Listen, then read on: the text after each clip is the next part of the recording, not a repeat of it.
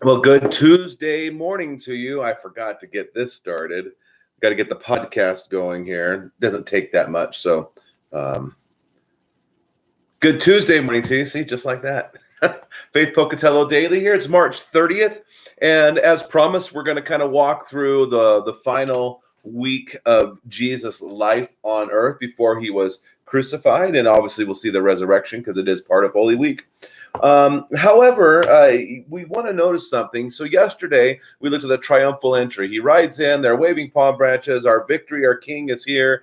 Blessed is he. Hosanna, save us now. And so they really, all this. But then Jesus kind of went back to what he was known for. He goes back to teaching in the temple. But we're starting to see some of the reasons that they're getting more angry with him, because here we have these big crowds, and so they're already feeling threatened. The religious leaders are already feeling threatened by the presence of Jesus, and now he goes back in, and they're like really trying to figure out why and who he is, and if he really is who he says he is. Obviously, they don't believe that, but they're looking for reasons to put him to death. So we look at Luke chapter 20. This would have been Tuesday.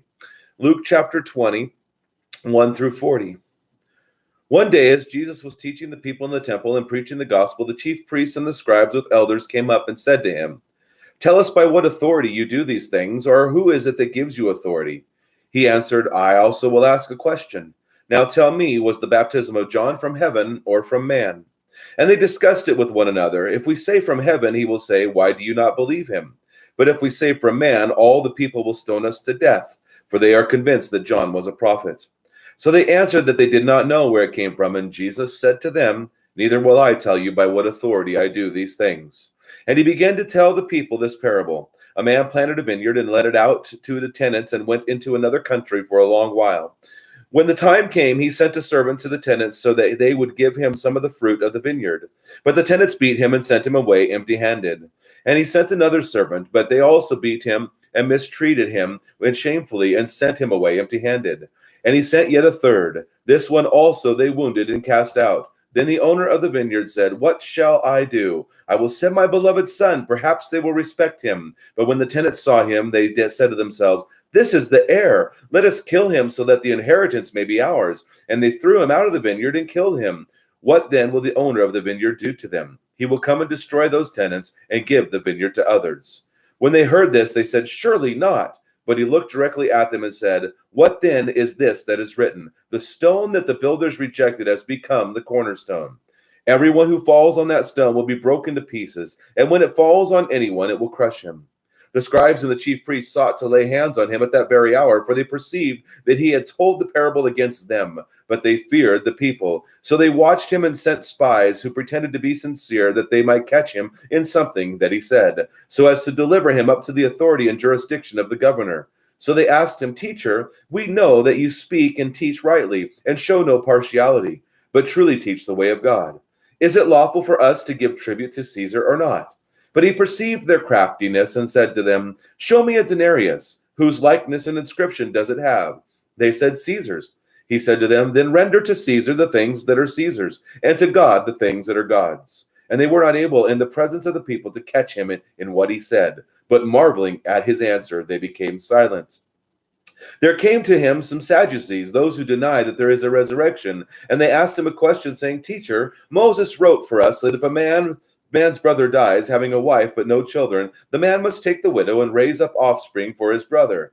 Now there were 7 brothers. The first took a wife and died without children, and the second and the third took her, and likewise all 7 left no children and died. Afterward the woman also died. In the resurrection, therefore, whose life will the woman be? For the 7 had her as wife." And Jesus said to them, "The sons of this age marry and are given into marriage, but those who are considered worthy to attain to that age and to the resurrection from the dead neither marry nor are given in marriage, for they cannot die any more, because they are equal to angels and are sons of God, being sons of the resurrection. But that the dead are raised, even Moses showed in the passage about the bush, where he calls the Lord the God of Abraham and the God of Isaac and the God of Jacob. Now he is not God of the dead, but of the living, for all live to him."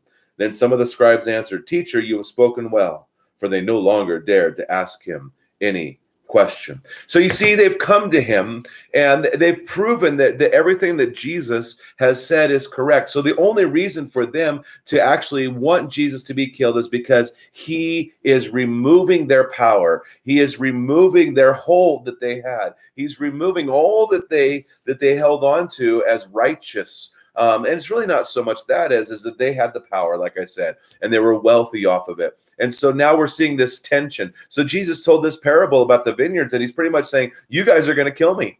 And they're saying, no, may it not be so. But yet they perceived that it was about them. And surely it was. And yet, even though they perceived it was about them, they continued to go with their plot to kill him. Now, the Sadducees and the Pharisees did not get along. The Sadducees did not believe in the resurrection. The Pharisees did. They did not get along. However, they got together in order to cause Jesus to be arrested, crucified.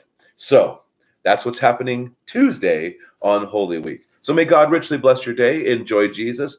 Go and share life.